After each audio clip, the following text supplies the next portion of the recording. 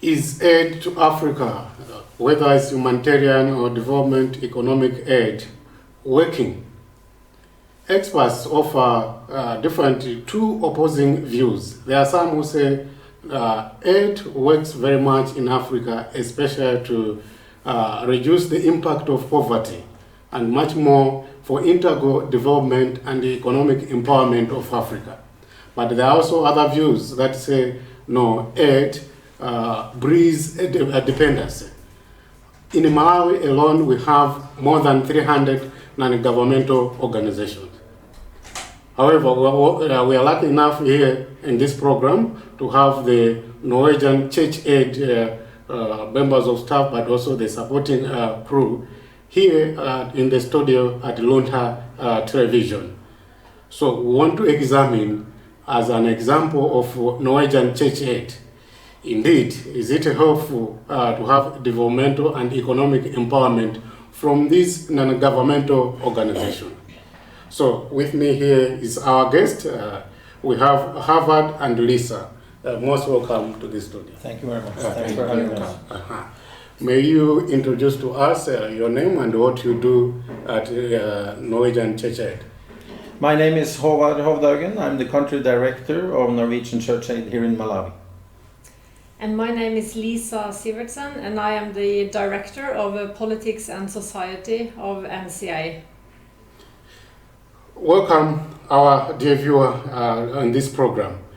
I come to you, Lisa. Can you share with us on Norwegian Church Aid globally? What is it really? What are the goals, or what the concept of this Norwegian Church Aid? Mm-hmm. Yes, thank you very much. I'm happy to explain how we work as an organization. And I think it's important to let you know that we were established by the churches in Norway, and the first operation we had was a humanitarian operation in Europe after the Second World War.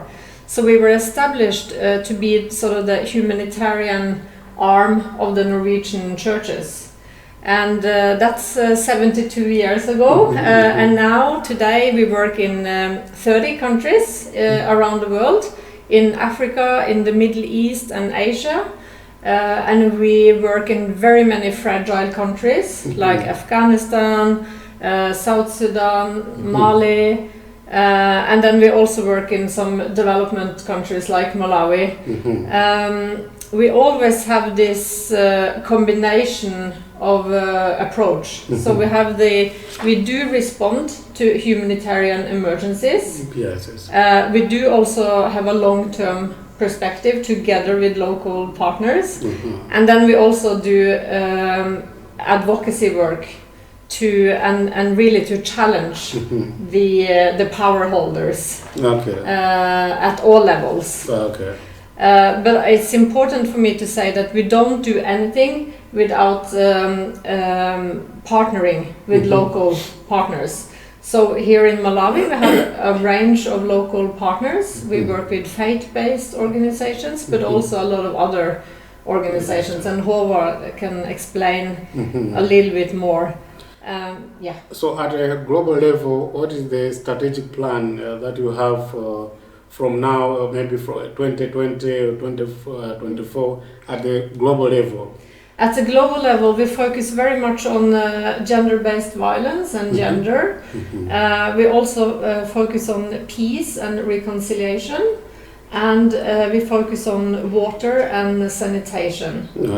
But we also do long-term work on economic empowerment and fighting inequality. Yes.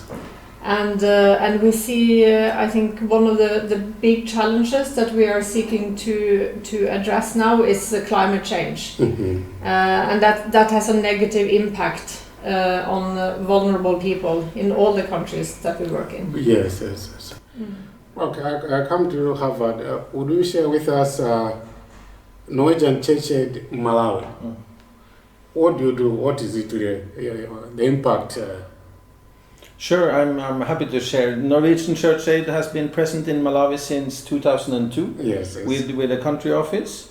We currently have our main country office based in Lilongwe with 20 employees, and we also have a field office in Jailos, where we work on a project funded by Global Fund towards adolescent girls and young women. And we have recently approved a new country strategy for Malawi that will be implemented from January this year. So, in line with our global priorities, also in Malawi we are focusing on gender-based violence, we are focusing on climate-smart economic empowerment, and we are focusing on what is called fighting inequality. In Malawi that means mainly resource governance, because mining is increasingly an increasing business in Malawi, and our main concern is that this business should actually benefit the Malawian people, not necessarily only the big global companies coming here to extract the natural resources. So we're working together with local communities to empower them to claim their rights,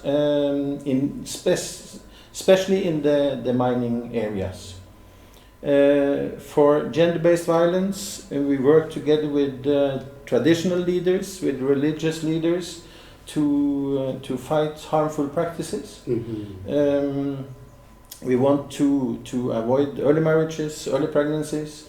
So we're working in various communities and districts all over Malawi. For this new strategic period, we plan to be present in 10 districts in all 3 regions of Malawi. And finally, the third...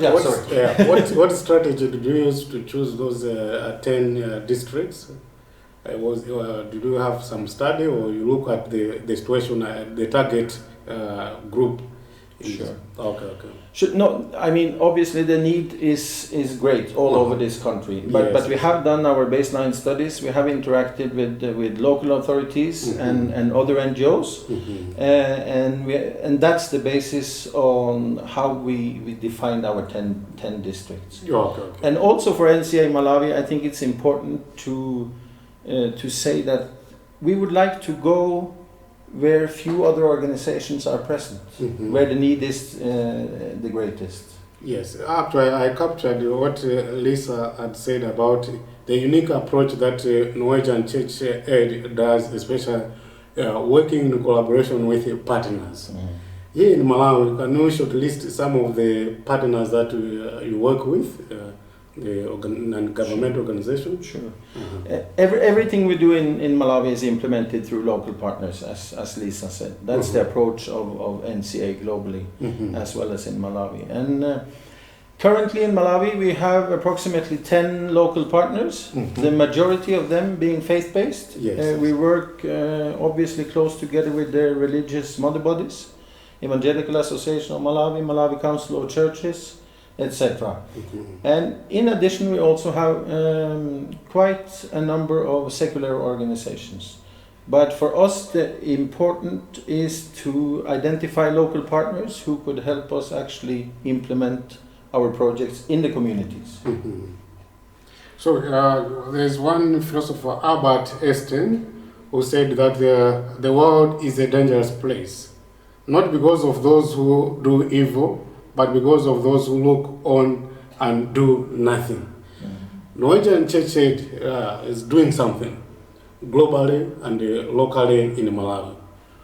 What are some of the success stories that you have globally as a Norwegian Church Aid? In terms of results, you think in programs or politically? In terms of resources and empowerment, economic empowerment in such countries, among the 30 countries that you are existing. Yes. Yeah. Well, we have had a lot of very positive results in very many countries. I think, for instance, one promising result is from Ethiopia, where we have worked to fight early marriages And in the areas where we have done this work together with the religious leaders, there has been 40 to 60% reduction of early marriage, and also female genital cutting has also reduced dramatically. In the DRC, in Congo, we have worked against gender-based violence, and we have also seen a reduction in the prevalence of sexual violence in the areas where we have worked. And I think the key to success is that we work with the religious leaders and the traditional leaders. So when you have we have a theological approach. We discuss theology, and they develop the messaging, theological messaging, to help fight these harmful practices. For economic empowerment in Tanzania, for instance, we have some very good results using this micro investment approach that we are now also using here in Malawi, where subsistence farmers have increased their income many times through this program. Okay, this is what Lisa is sharing with us, especially about the success story of Norwegian Church Aid globally. As dear our viewer, in this program we have our guests from Norwegian Church Aid, both at international level but also local. We are discussing on examining on how such of these organizations have an impact to the society in terms of women empowerment, economic, but also on a humanitarian basis. These aid, whether humanitarian, developmental, and economic aid, were helpful, for example, here in Africa, here in Malawi. So be there, continue watching Luntha television, bring wisdom into your own home.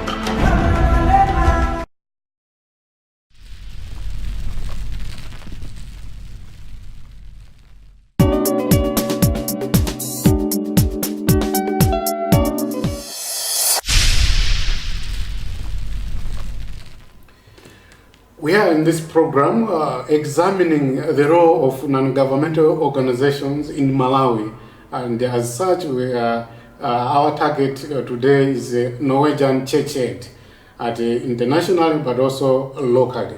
And in a special way, we have here our guest, Havard, country director, but also we have Lisa, the one specialized in politics and society, in a special way as the crew for Norwegian Church Aid.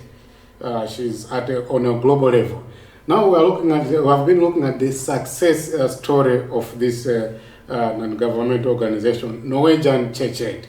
You know, it is connected with ACT Alliance, with all partners around.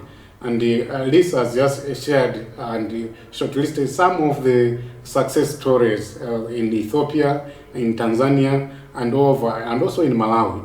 In a special, we want to focus in Malawi. Havard, can you share with us some of the indicators that indeed Norwegian Church Aid Malawi is successful and is an organization to stay because it empowers Malawians? Sure.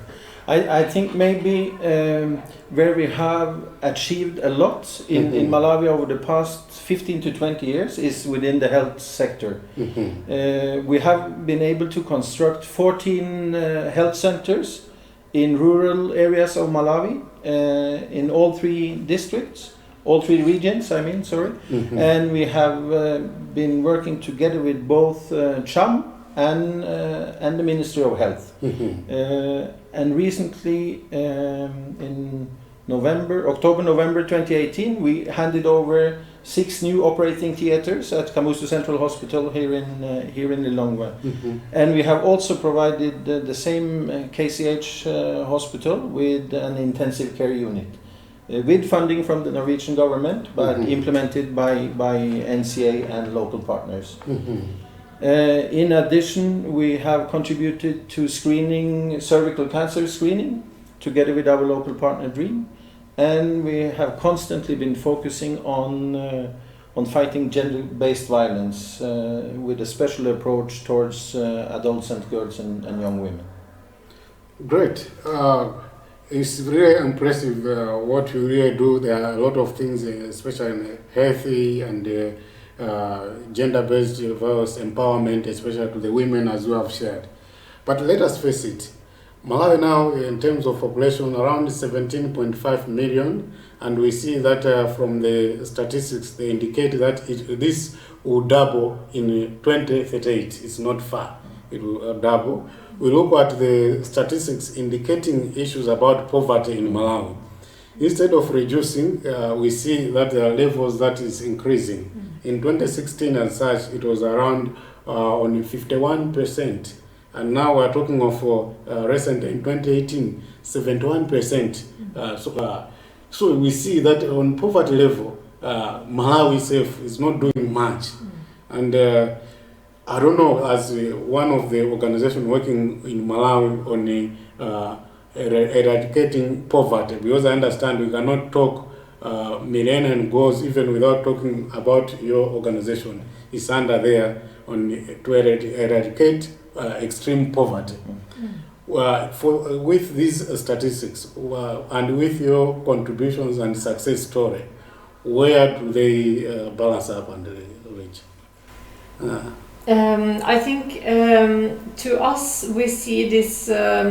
There are several things happening at the same time, but one crisis that we clearly see in Malawi, but also all over the world, is the climate crisis. And Malawi is a country that has unfortunately been very heavily affected by extreme weather. And you've had droughts and floods and droughts that has had a very negative impact on the crops and the harvests, and this really hits the most marginalized people the hardest. And this is a global trend we see now, but I think also this region in Southern Africa is very hard hit.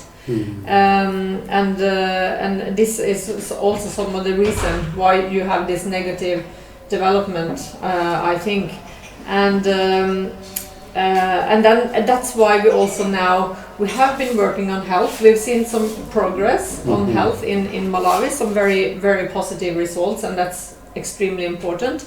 But we are now focusing more on food security and on economic empowerment, because we see that this is really emerging now as a huge crisis. And I think there are two things that I believe we need to focus on. One is coordination among the NGOs. As you mentioned, there are very many NGOs here, and many of them are very sort of local, and they have a very good context understanding, so that's important.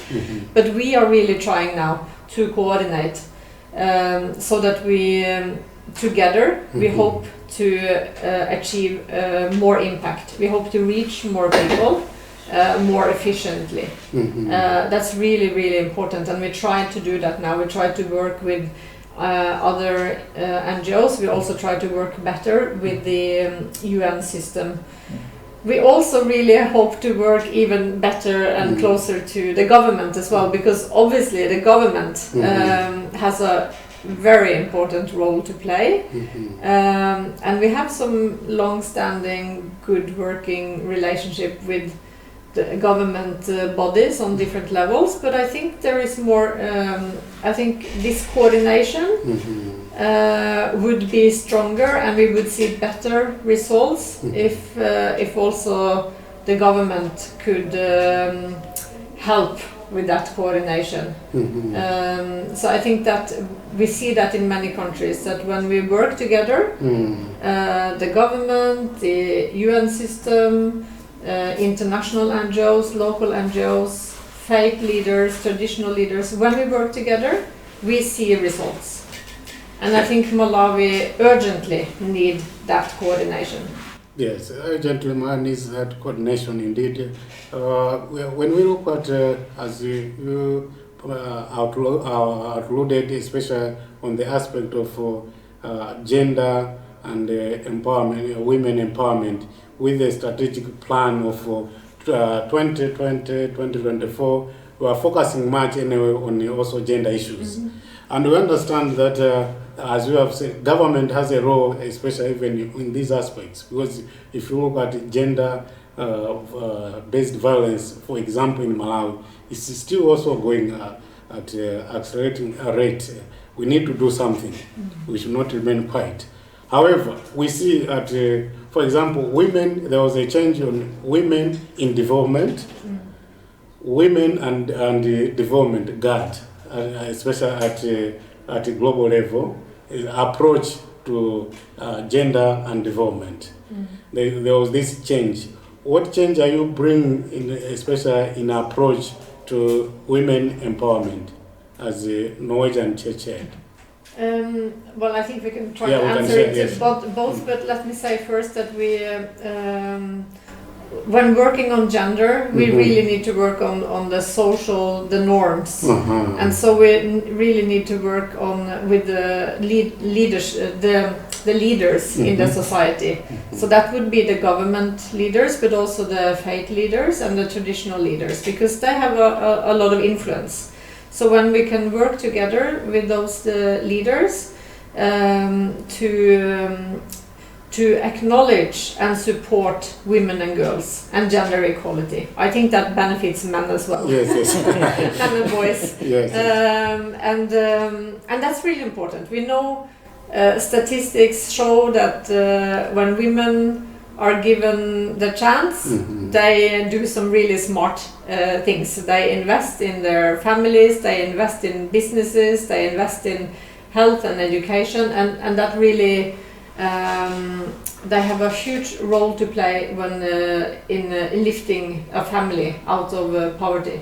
Okay. But we also believe that women have a particular need for protection against the violence and harmful practices. Okay. So for us, that's really core at what we are doing.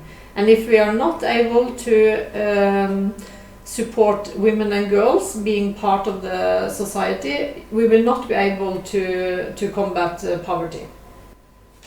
Havard, in context of Malawi, you have shared the success stories, and we see that Norwegian Church Aid Malawi is found in many areas in terms of health, in terms of mining, in terms of we find that indeed it's a lot. What are the challenges that you are experiencing here in Malawi? No, it's obviously a variety of challenges, but to add on what Lisa just said, yes, I think as NCA Malawi, we will continue our advocacy work and we will continue to challenge the government and local authorities. We have been able to get in place laws and regulation on trafficking in persons, for instance. But we often see in Malawi that it's not a question of lacking laws and regulation, but the main challenge is to implement those laws and regulations that you already have in place. And I think that's a role where NCA Malawi could come in, to continue our advocacy work, to continue to challenge the government both locally and on national level, to have those laws and regulations. Some of them are quite good. The recently adopted mining bill, for instance, it's not that bad at all, but now it's all about implementing those laws and regulations. It's about walking the talk. Exactly. Okay. So our dear viewer, is the program that we have looking at the role of non-governmental organizations, especially Norwegian Church Aid, globally, but also particularly here in Malawi.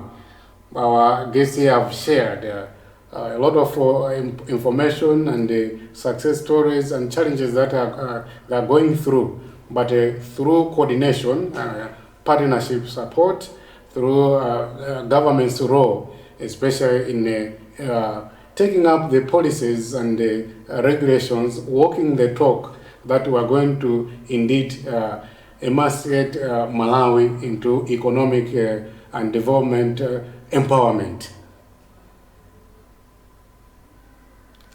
With this, I will give you remarks, especially as we end this program. Do you have something to say, Lisa, especially on the Norwegian church aid globally, in the 2020, the strategic plan that we have, and the future of it?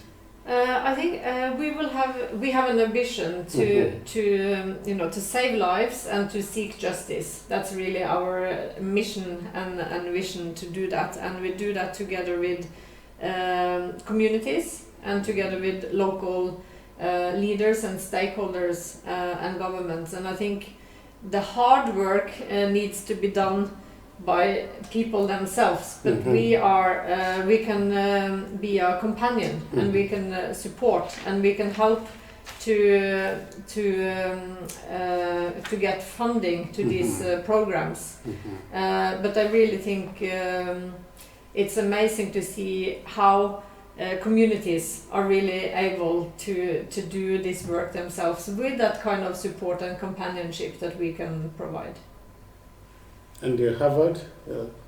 And NCA has been present in Malawi since 2002, and I think it's fair to say that we are here for the long term. We're looking into long-term development, and I think I can assure you that as NCA Malawi, we will continue to address the root causes of poverty. We will continue to advocate for just decisions by the public authorities and by religious leaders, by private sector. So I think NCA will remain a strong voice in the Malawian society also in the years to come. That's just to confirm with that, Kofi Annan had said extreme poverty anywhere is a threat to human security everywhere. It is with this perspective that we come to the conclusion of this program, and especially we are looking at the role and the empowerment of non-governmental organizations, and especially Norwegian church aid, focusing on Malawi. With me, Jailos Mpina, I've been the presenter, and our guests, we have Lisa and Havard. Wish you all the best, our viewers. Continue to watch Luntha television, bring wisdom into your home. Thank you, Havard. Thank you very much. Thank you, Lisa. Thank you very much.